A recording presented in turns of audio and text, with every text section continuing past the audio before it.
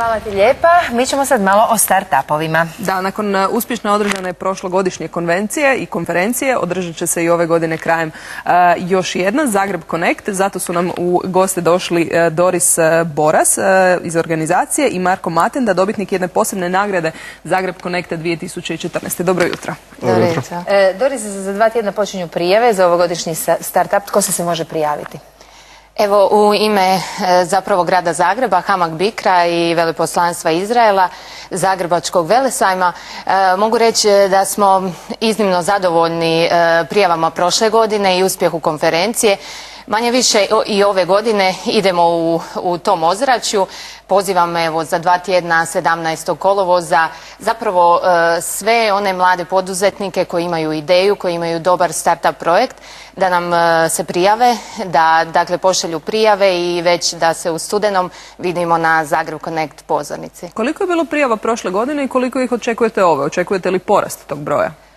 Svakako, prošle godine imali smo preko 50 jako dobrih kvalitetnih projekata, izabrali smo ih 20 za finalno predstavljanje. Ove godine očekujemo veći broj i nacionalnih i međunarodnih start-upova na području razvoja visokih tehnologija. Marko, vi ste prošle godine sudjelovali na ovoj konferenciji i dobili posebnu nagradu grada Zagreba za ovaj prekrasan bicikl koji ste nam donijeli. To je bio vaš startup projekt, možda malo da nam ga opišete. Pa Vizio Bike je znači pametan električni bicikl koji je dizajniran i proizveden u Hrvatskoj, što je jako bitno. Posebnost oko Vizio Bike je što upravljate njime putem pametnog telefona, znači nemate crno-bijeli displej nego imate aplikaciju kojom otključavate bicikl, imate brzinu, navigaciju, imate čak i retrovizor tako da vidite što se događa iza vas dok se vozite.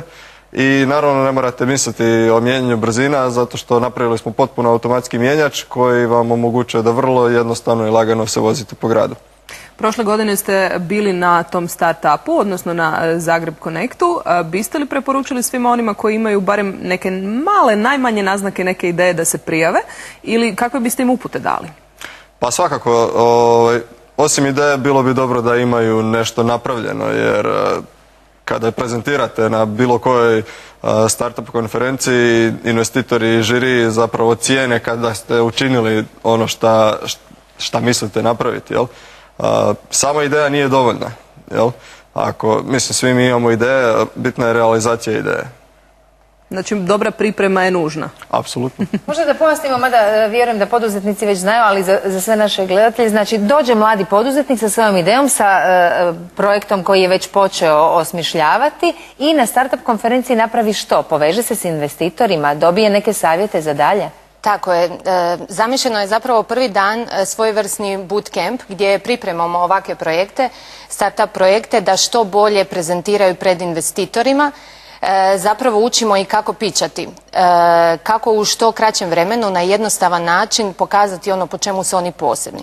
Dakle, i ove godine očekujemo vrhunske priznate stručnjake u startup scene i priznate investitore, evo, koji dolaze u Zagreb vidjeti hrvatske projekte i ja se nadam i uložiti u jedne od njih. Prilikom predstavljanja tih projekata, u čemu naši mladi poduzetnici najviše griješe? Gdje je ono područje na kojem možda nisu najsigurniji?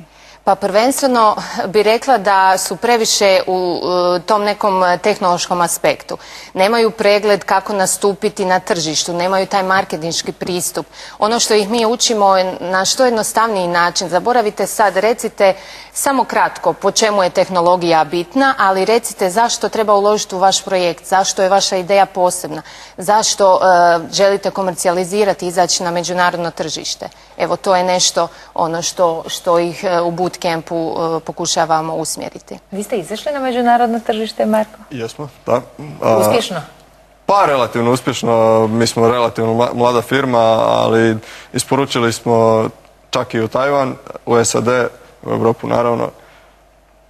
Ako govorimo o vašem startup projektu, o ovom posebnom biciklu, možete li nam dočarati o kojim financijskim, odnosno o kojem novcu je riječ? Koliko ste morali recimo sami uložiti, a koliko ste uspjeli dobiti, ako ništa drugo u postotku nam recite, od investitora? Pa trenutno je Visio Bike gotovo u potpunosti financiran vlastitim sredstvima. Dobili jesmo mikrokredit od Hamag Bicra.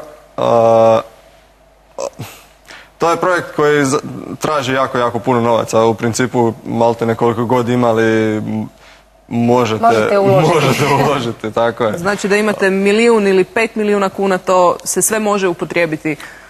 Tako je, obično zašto startupi traže novac je zato što novcem puno brže možete napraviti i ostvariti svoje ciljeve i planove. Znači mi ako bi imali neograničenu količinu novca, onda bi mogli istodobno izaći na recimo sva svjetska tržišta. Ako imate ograničeni budžet, onda krećete s onim što vam je najbliže, odnosno Europska unija u našem slučaju. Da, što je najdostupnije. Rekli smo da za 2 tjedna kreću prijave. Kako svi oni koji nas gledaju u ovom trenutku mogu doći do svih potrebnih informacija? Gdje će ih pronaći? Tako je, evo na svim našim stranicama, na službenoj stranici konferencije zagrebconnect.zagreb.hr bit će dostupne sve informacije na način kako se prijaviti, koji su kriteriji, što trebate zapravo zadovoljiti da biste prošli prvi taj eliminacijski oblik, došli u 20 finalista s kojima ćemo raditi, s kojima će naši mentori provoditi vrijeme i evo susret se na pozornici pred investitorima i predstaviti svoj projekt. Svim mladim poduzetnicima želimo puno uspjeha, Marko i vama, puno ovih bicikla koji će se voziti po cijelom svijetu i još naravno novih projekata. Svakako vas pozivamo da se pridružite i ovoj konferenciji i otvorite si tako vrata u svijet poduzetništva. Hvala vam lijepa i puno uspjeha. Mi smo